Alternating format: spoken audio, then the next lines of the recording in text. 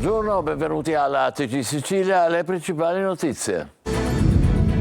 Noto sconvolta per la morte improvvisa di una bimba di 10 mesi, ha ingerito candeggina in casa. La procura di Siracusa apre un'inchiesta. Al nostro TG la testimonianza del medico che ha soccorso la piccola. Casteldaccia saranno completate in giornata le autopsie delle 5 vittime della strage. Da domani i funerali che si svolgeranno separatamente.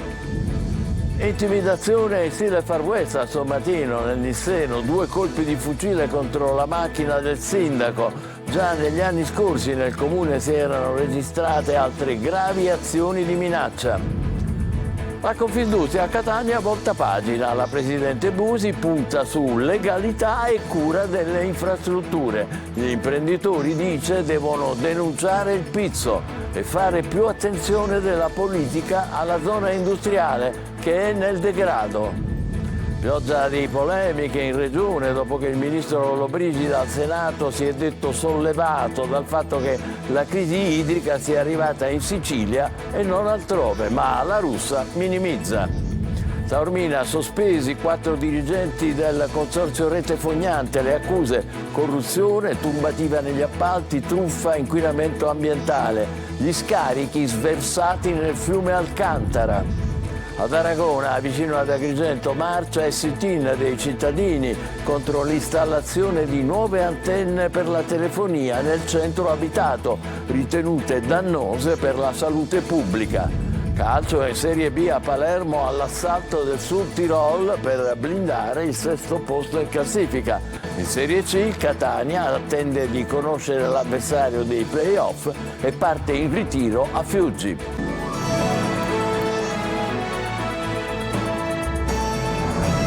Bentrovati. Noto sconvolta per la morte improvvisa di una bimba di 10 mesi, ha ingerito candeggina mentre giocava a casa. La procura di Siracusa ha aperto un'inchiesta. Al nostro TG sentirete la testimonianza del medico che ha soccorso la piccola. Francesco Aloi. La corsa fino all'ospedale, il tentativo di evitare la tragedia, ma così non è stato. Si è spento qui, al Trigona di Noto, il cuoricino della piccola di 10 mesi che ha ingerito candeggina. Abbiamo fatto più del possibile, guardi, però purtroppo non è andata come è andata. Era a casa con la mamma di 24 anni e 2 fratellini. Ad un certo punto, mentre stava gattonando, avrebbe rovesciato su di sé un secchio pieno di candeggina. Almeno questa è la versione che la madre ha raccontato ai carabinieri. La procura ha aperto un fascicolo e i militari della compagnia stanno facendo tutti i rilievi per confermare o meno l'ipotesi più accreditata, quella dell'incidente. Per questo l'appartamento nella periferia di Noto è sotto sequestro. Nel vicinato, come in tutta la cittadina del Siracusano, la notizia della tragedia è rimbalzata subito anche nel resto d'Italia. Un brutto pomeriggio che qui difficilmente dimenticheranno. È stata ritrovata la notte scorsa in un casolare di campagna nella zona di Giarre la 17enne Denise Darò, la cui scomparsa era stata denunciata 2 giorni fa dalla madre ai carabinieri di Taormina. La donna aveva riferito che la ragazza si era allontanata volontariamente dalla sua abitazione a Trappitello la sera del 2 maggio. Era a piedi insieme al suo cagnolino e non aveva più dato notizie di sé. La mobilitazione degli investigatori ha consentito la rapida individuazione del rifugio di Denise, che sta bene e non ha subito alcun incidente. Saranno completate oggi le autopsie delle 5 vittime della strage di Casteldaccio. Da domani i funerali che si svolgeranno separatamente. Intanto resta solo un indagato, il contitolare della Quadrifoglio Group, l'impresa che aveva avuto in subappalto dalla TEC i lavori disposti dall'acquedotto di Palermo. Manlio Viola. Concluse le prime 3 autopsie sugli operai morti nella strage sul lavoro di Casteldaccia, oggi le prime salme vengono restituite alle famiglie per organizzare i funerali. Sempre oggi tocca alle altre 2 autopsie sulle altre vittime, che complessivamente sono 5. Domani dunque si potranno celebrare le esequie di Ignazio Giordano ed Epifanio Alsazia, mentre quelle di Giuseppe La Barbera si svolgeranno lunedì 13 maggio. Sarà l'arcivescovo di Monreale, Gualtiero Isacchi, a presiedere i funerali di Giordano. L'amministrazione regionale si farà carico delle spese del funerale e della tumulazione. Le esequie di Epifanio Alsazia, il socio della ditta subappaltatrice, si celebreranno sempre domani, ma nella chiesa madre di Alcamo, nel Trapanese. C'è attesa invece per gli esiti delle autopsie sui corpi di Roberto Raneri e Giuseppe Miraglia. Per il momento resta soltanto uno l'indagato, si tratta di Nicolo Di Salvo, l'altro socio della Quadrifoglio Group di Partinico, impresa che resta sotto sequestro. Nessun provvedimento fino ad ora nei confronti dell'AMAP, l'azienda appaltante, né dei suoi funzionari, fra cui il direttore dei lavori, e neanche nei confronti della TEC, l'impresa che aveva vinto l'appalto ed ha subappaltato una parte del lavoro proprio alla Quadrifoglio. Le valutazioni sul proseguo delle indagini i magistrati le faranno soltanto quando avranno il quadro completo, ed anche il primo avviso di garanzia è stato un passaggio tecnico per consentire a Di Salvo di nominare i propri consulenti che stanno partecipando agli esami autoptici. Domani e lunedì spazio al dolore e agli ultimi saluti. Gli sviluppi investigativi arriveranno probabilmente da martedì. 2 colpi di fucile contro la macchina del sindaco di Sommatino, comune del Nisseno, dove negli anni scorsi erano registrate già altre intimidazioni. Marco Carli. 2 fori causati da colpi d'arma da fuoco, un fucile in questo caso, trovati sulla carrozzeria della propria auto. Così è cominciata la giornata di lavoro per il sindaco di Sommatino, in provincia di Caltanissetta, Salvatore Letizia. Il sindaco racconta di qualche no che ha dovuto dire anche di fronte a richieste in taluni casi un po' fuori luogo che arrivano all'amministrazione. Sul caso indaga la compagnia dei carabinieri di Caltanissetta dopo la denuncia dei fatti da parte del primo cittadino. Al momento si è ancora nelle fasi degli accertamenti preliminari. Si confida nelle immagini delle telecamere che si trovano nella zona vicino alla casa del sindaco, dove appunto era posteggiata l'auto su cui sono stati ritrovati i fori causati dai colpi di fucile. Non è il primo caso di intimidazione nel paese. Nel 2017 davanti all'abitazione del sindaco precedente era stata trovata una bottiglia di plastica con liquido infiammabile all'interno e che presentava all'esterno 3 cartucce di arma da fuoco. Insomma, non è la prima volta. Il dato siciliano in tal senso eloquente: ben 33 atti intimidatori l'anno per amministratori vari. Solidarietà ovviamente per il sindaco di Sommatino con il gesto che viene definito ignobile, codardo e assolutamente inaccettabile. A Palermo un uomo è stato ferito alle gambe a colpi d'arma da fuoco. L'agguato è avvenuto nel quartiere Monte Pellegrino. Secondo una prima ricostruzione, la vittima è stata affiancata da una persona con il volto coperto dal casco che ha esploso 2 colpi d'arma da fuoco. La vittima è ricoverata e piantonata all'ospedale Villa Sofia di Palermo.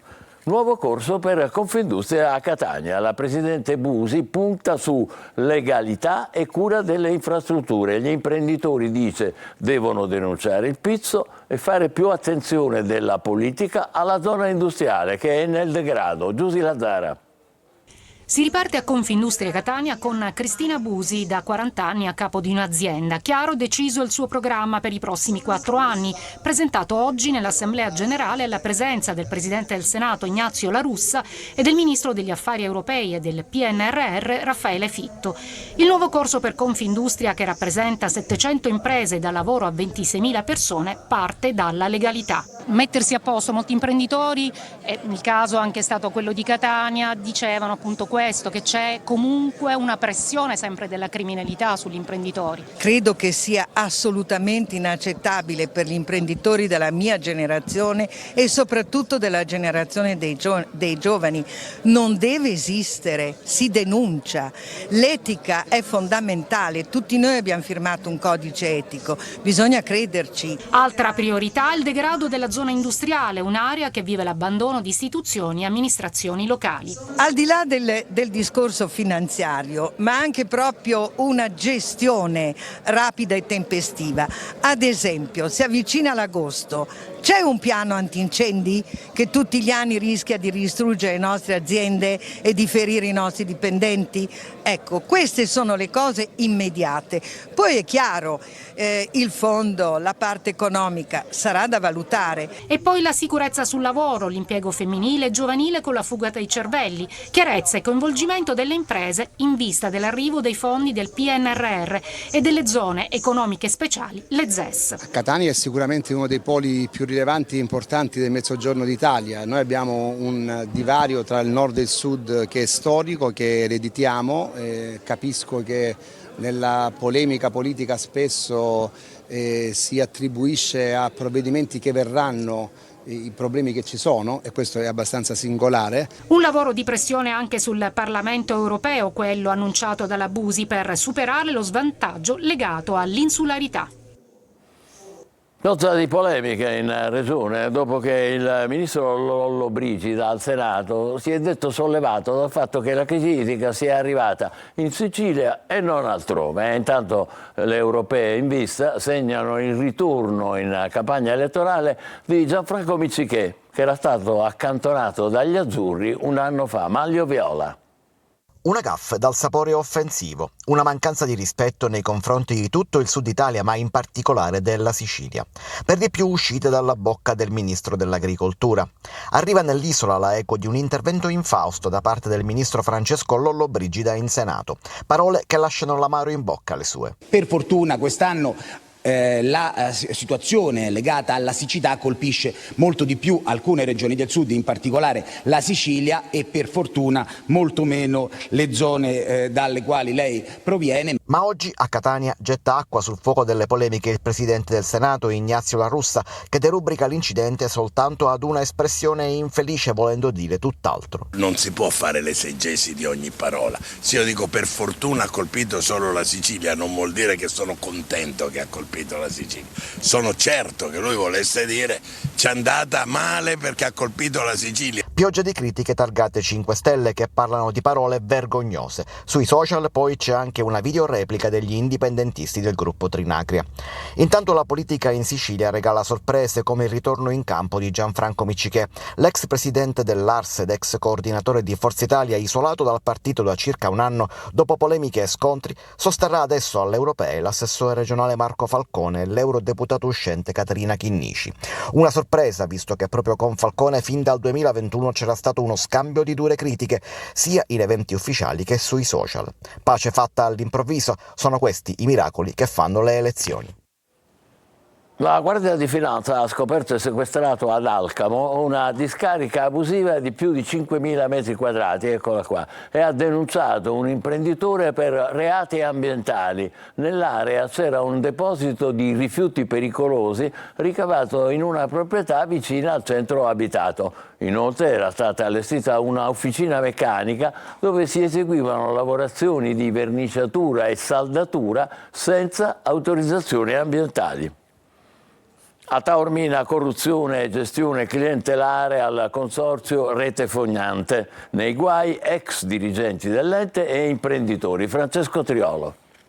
Corruzione, turbata libertà nel processo di selezione degli appalti, falsificazione, truffe ed inquinamento ambientale sono queste le accuse che hanno portato i finanzieri di Messina e i poliziotti del commissariato di Taormina ad eseguire un'ordinanza di custodia cautelare nei confronti di vari soggetti legati al consorzio Rete Fognante di Taormina, responsabile dell'impianto fognario della zona ionica di Messina. Nei guai 2 ex dirigenti dell'ente che avevano il controllo sul lavoro di manutenzione dell'ente pubblico, assegnandoli in modo arbitrario per fini personali, e 2 imprenditori. Disposta la sospensione dall'esercizio del pubblico ufficio nei confronti di un ex dirigente del consorzio e il divieto temporaneo per gli imprenditori della provincia di Messina ed un professionista già dirigente dell'ente di contrarre con la pubblica amministrazione. Le indagini condotte dalla polizia e dalla Guardia di Finanza hanno rivelato un sistema consolidato di cattiva gestione delle funzioni pubbliche. Il sistema illecito, secondo gli investigatori, ruotava attorno alle figure dei 2 dirigenti rispettivamente responsabili dell'area tecnica e dell'area finanziaria, che gestivano in maniera clientelare i lavori di manutenzione dell'ente pubblico inosservanti della vigente normativa sui contratti pubblici, affidandoli arbitrariamente a taluni imprenditori per la realizzazione di scopi personalistici, quali incarichi privati, retribuiti ed altre varie utilità economiche. Le indagini avrebbero dimostrato come il responsabile tecnico avrebbe consentito l'utilizzo dell'impianto di depurazione anche in assenza dell'autorizzazione allo scarico, risultato ormai scaduta, e della manutenzione della struttura obbligatoria per il trattamento a norma di legge delle acque reflue, arrivando persino ad autorizzare uno degli imprenditori colpiti dalla misura restrittiva allo scarico reiterato di reflui fognari non depurati nelle acque del fiume Alcantara, in totale inosservanza delle prescrizioni, cagionando un significativo danno all'ecosistema fluviale. Catania, un parco e 1000 pericoli. Vi mostriamo la desolazione del Parco Gandhi, dove i rischi per la salute sono elevati. Off limits l'area giochi, dove tra le erbacce proliferano zecche e processionaria. Tonino De Mana. Riservava un giorno della settimana al silenzio, ma se Gandhi avesse saputo che un parco così abbandonato fosse intitolato alla sua memoria, chissà quanto avrebbe parlato e soprattutto chissà quanto si sarebbe lamentato. A Catania è in totale abbandono il Parco Gandhi, per fortuna poco frequentato anche perché i rischi sono elevati. Tra la fitta ed incolta vegetazione proliferano zecche e processionaria che rappresentano un serio pericolo per la salute. Il parco giochi che vedete è sommerso dalle erbacce che magari potrebbero attutire il colpo se qualche bambino dovesse cadere, ma da queste parti nessuno cade, anche perché nessun bambino gioca e non potrebbe essere altrimenti.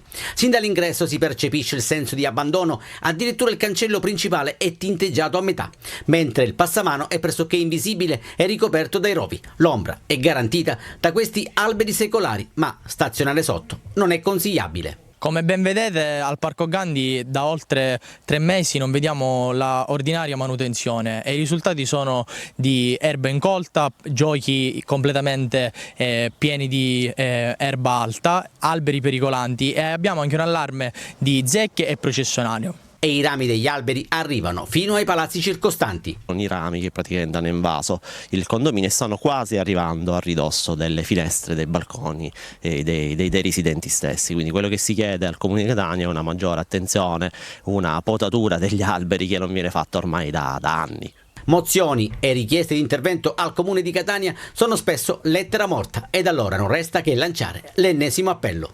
Vuole fare un appello al sindaco? Sì, recentemente lei ci ha comunicato che dobbiamo prenderci noi come consigliere cura dei propri spazi, ma questo cosa vuol dire? Che dobbiamo tagliare gli alberi, scerbare l'erba e pulire le piazze? E dopo il TG alle 14.30 su Telecolor torna il nostro ospite, il sindaco di Catania Trantino. Per le vostre domande scrivete al numero WhatsApp 342 74 55 005 oppure inviate una mail a Sicilia24Focus, tutto attaccato, @telecolor.it. Vi aspettiamo all'appuntamento con il sindaco oggi su Telecolor alle 14.30. Ad Aragona, nell'Agrigentino, marcia di protesta dei cittadini contro le nuove installazioni di antenne di telefonia ritenute dannose per la salute, piazzate nel centro abitato a ridosso delle abitazioni. Davide Sardo. Insieme per dire no alle antenne. Ad Aragona, in provincia di Agrigento, la cittadinanza è stata in marcia dal municipio fino alla zona del cimitero comunale, capitanata dal sindaco Giuseppe Pendolino, dall'arciprete Don Angelo Chillura e dal comitato No Antenne. E la protesta è stata rivolta verso l'installazione di nuove antenne ritenute dannose per la salute pubblica nel centro abitato, a ridosso delle abitazioni, sopra i tetti dei palazzi, nei giardini e a pezzamenti di terreno di privati che per l'affitto ricevono somme di denaro cospicue da parte delle multinazionali del settore delle telecomunicazioni e della telefonia. Chi rimarrà qua ad Aragona almeno stia in ottima salute, goda in ottima salute. Ci battiamo proprio per questo motivo, noi genitori. Ma già prima, molti anni fa, c'era un'antenna qui in un palazzo e le hanno smesse perché c'erano delle malattie e l'hanno direttamente annullata l'antenna. Le amministrazioni locali nulla possono contro tali installazioni, i sindaci non hanno la possibilità di concedere o no le autorizzazioni. La competenza esclusiva è del governo nazionale, che ha già emanato un'apposita norma che permette ai gestori di telefonia mobile di procedere con le installazioni in autonomia, scegliendo luoghi e modalità senza interpellare gli enti pubblici quali comune, provincia e regione. In termini legali ci stiamo attivando per vedere se riusciamo riusciremo a bloccare questo fenomeno così dilagante che riteniamo che sia pericoloso per la salute. La comunità d'Aragona ha voluto manifestare in maniera così ufficiale e pubblica per dire le antenne vanno bene ma lontane dal centro abitato, quindi non all'installazione di altre antenne ma anche lo spostamento di queste antenne che già esistono. Adesso un'occhiata al tempo in Sicilia. È in arrivo un fine settimana caratterizzato finalmente dal bel tempo dopo le piogge e il calo delle temperature dei giorni scorsi. Tra le possibili mete del weekend naturalmente la Valle dei Templi di Agrigento, compreso il Tempio di Ercole, ieri eccezionalmente illuminato di blu. Eva Spampinato. Uno spettacolo suggestivo che apre il weekend siciliano con la maestosità del Tempio di Ercole nella Valle dei Templi di Agrigento che si accende di blu per celebrare la giornata dell'Europa. Un'illuminazione straordinaria che rende omaggio alla storia millenaria del continente e al suo futuro. Un evento che inaugura il fine settimana siciliano denso di appuntamenti e che si prevede con un netto miglioramento delle condizioni meteo. Se oggi il tempo sarà ancora instabile con una alternanza di nubi e sole e le temperature ancora al di sotto delle medie stagionali, sabato e domenica la situazione sarà in netta ripresa. Gli appuntamenti domenicali siciliani tra cultura, enogastronomia, musica e iniziative per la festa della mamma saranno accompagnati dal sole e dalle temperature in aumento. Così il popolo della Corri Catania, la corsa camminata di solidarietà che porterà nelle vie del centro storico etneo migliaia di persone, potrà godere di una bella giornata di sole. La colonnina di mercurio infatti supererà i 20 gradi in tutta la Sicilia, soprattutto nella zona orientale dell'isola, che a partire dalla metà della prossima settimana sarà protagonista della prima ondata di calore della stagione. Previsti picchi che supereranno i 30 gradi nel siracusano e nel catanese, mentre le temperature rimarranno nelle medie del periodo nel versante occidentale. Dopo la parentesi autunnale si ritorna al mare. Ci voleva, eh? Adesso facciamo una breve pausa, tra poco l'attesa del Palermo per gli ultimi decisivi 90 minuti del campionato di B. State con noi, vi aspettiamo.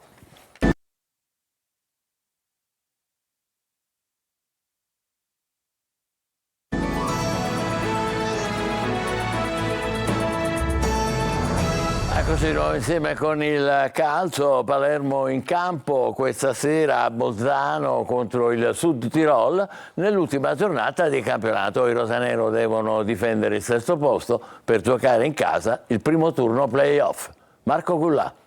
C'è un sesto posto da difendere e l'unica chiave è quella della vittoria. Si chiude stasera il campionato di Serie B in attesa ovviamente dei playoff. Il Palermo sul campo del Sud Tirol, che non ha più nulla da chiedere, deve necessariamente vincere per respingere l'assalto al sesto posto di Sampdoria e Brescia. Ovviamente il Palermo potrebbe conservare la sesta posizione anche perdendo o pareggiando, ma tutto dipenderebbe dai risultati delle dirette concorrenti. La formazione rosanero nelle ultime 12 gare ha vinto però una sola volta. È un problema dove probabilmente sono state sbagliate tante scelte ci hanno fatto, non ci hanno permesso magari di provare di riuscire a fare il 3-1 e tante scelte non ci hanno permesso di tenere la palla distante dalla nostra area di rigore. Secondo me queste scelte partono dalla testa, non da una questione tattica. Questo è il mio pensiero. Un problema mentale per Mignani che insiste sul 3-5-2. Ranocchia, Stulaz ed Henderson reggeranno il centrocampo. Brunori e Soleri confermati in attacco. Desplanche in porta. Sud Tirol che non può più raggiungere i playoff ma vorrà chiudere senza perdere davanti al proprio pubblico. Fischio d'inizio alle 20:30. A 4 giorni dall'esordio nei playoff in casa Catania, ha parlato Zeoli, prima della partenza per Fiuggi. Ieri intanto iniezione di fiducia con 2000 tifosi al Massimino per l'allenamento. Marco Carli. L'obiettivo è chiaro e l'hanno ricordato i 2000 tifosi al Massimino nell'allenamento a porte aperte. Dare un senso alla stagione che ha regalato la Coppa Italia, ma che in campionato per il Catania ha visto troppe cadute. E allora, in vista dei playoff, ecco l'entusiasmo trascinante del pubblico rossazzurro per dare la spinta. La squadra applaude e raccoglie incoraggiamenti e richieste, tutti uniti per questo atto conclusivo del torneo. Tante volte dicevo che questi ragazzi erano distanti. Li vedevo distanti, è un pensiero mio personale, dalla piazza, dalla città, da quello che proprio a livello viscerale il tifoso vuole e ieri è stata una giornata che ogni allenatore vorrebbe avere. Sul campo, l'abbiamo detto in questi giorni, il sistema sarà quello utilizzato negli ultimi match e alcune soluzioni tattiche usate nella partita col Benevento, su tutte Cicerelli come mezzala e Quain in difesa, potrebbero essere nuovamente riproposte. Sturaro, frenato da un altro problema fisico, un risentimento muscolare. Sturaro ha questo piccolo affaticamento, speriamo e pensiamo di recuperarlo per il ritorno. Beters, Silvestri aggregati al gruppo. Abbiamo pensato anche a Tommaso di metterlo nella lista, però ci sono delle valutazioni importanti che adesso non penso sia il momento di parlare, nonostante il ragazzo vorrebbe a tutti i costi far parte dei disponibili. La squadra è in partenza per Fiuggi in attesa di sapere l'avversaria del primo turno della fase nazionale dei playoff. E noi intanto ci fermiamo qui, grazie per essere stati con noi, buon pomeriggio, appuntamento alle 20.